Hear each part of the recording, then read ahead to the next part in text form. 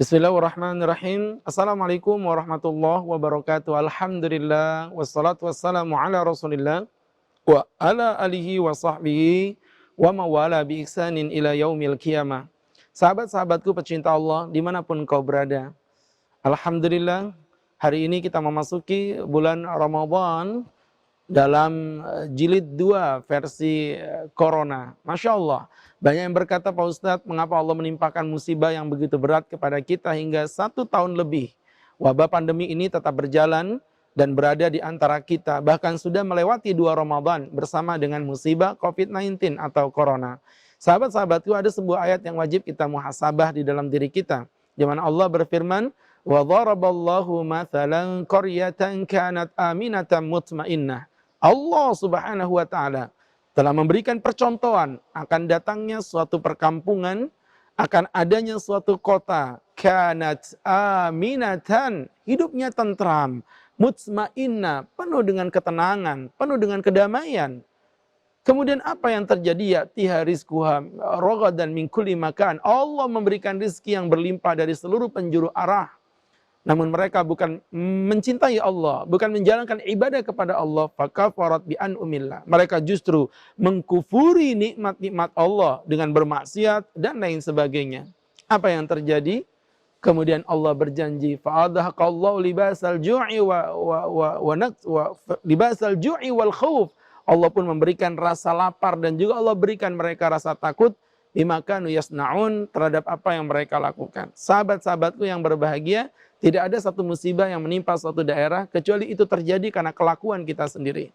Wa ma asabatkum min musibatin fa bima kasabat aydikum.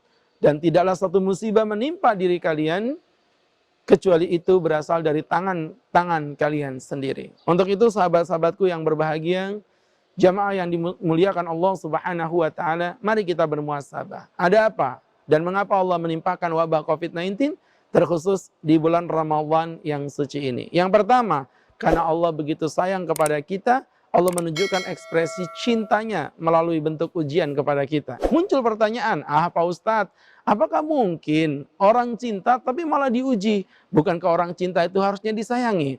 Bukankah orang cinta itu harusnya diberikan kenikmatan? Tapi mengapa Allah justru menguji kita? Sahabat-sahabatku yang berbahagia, yang dirahmati Allah. Saya akan memberikan satu analogi.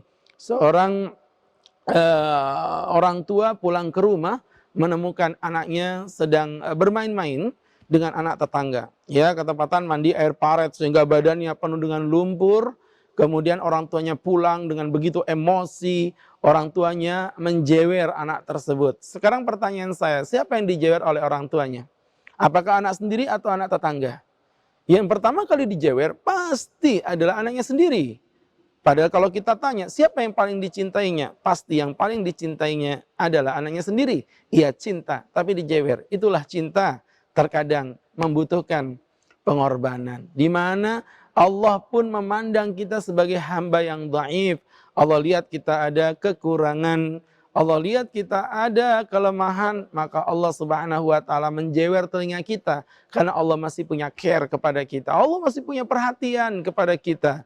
Ya, berbeda dengan mereka yang mengalami suatu musibah atau mengalami suatu maksiat, mengerjakan suatu amal keburukan, tapi hidupnya baik-baik saja. Pak Ustadz, saya rajin makan riba, tapi hidup saya santai-santai aja.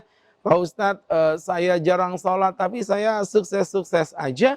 Jangan sombong, karena itu adalah istidraj. Allahu Akbar. Itulah pelecehan yang diberikan Allah kepada mereka. Sebaliknya terkadang Allah menjewer telinga kita, karena Allah menunjukkan cinta kepada kita. Itu yang pertama. Kemudian yang kedua, mengapa Allah memberikan ujian kepada kita hadirin yang dimuliakan Allah?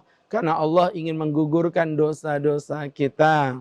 Ya, sehingga semakin berat suatu ujian, maka semakin kencang pula ya daya dahsyat untuk membersihkan kotoran yang menempel di dalam tubuh kita. Allahu Akbar. Mobil yang hanya dilap-lap saja dia akan bersih, tapi standar. Berbeda dengan mobil yang disemprot dengan tembakan air yang begitu dahsyat.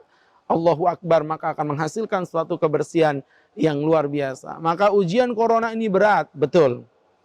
COVID-19 ini menghancurkan sendi-sendi ekonomi, betul. Tetapi disitulah letak Allah sedang menghajar maksiat kita, menghajar dosa kita, sehingga kita keluar daripada COVID ini, insya Allah kita dalam keadaan bersih, kita dalam keadaan bahagia, kita dalam keadaan menang. Suatu saat setelah Ramadan ini, semoga Allah mengangkat wabah ini dan kita kembali normal kembali, beraktivitas dengan pelukan-pelukan cinta, bersalaman satu dengan lainnya, dan berkumpul penuh canda dan tawa. Semoga bermanfaat. Saya Agus Khairul Huda. Assalamualaikum warahmatullahi wabarakatuh.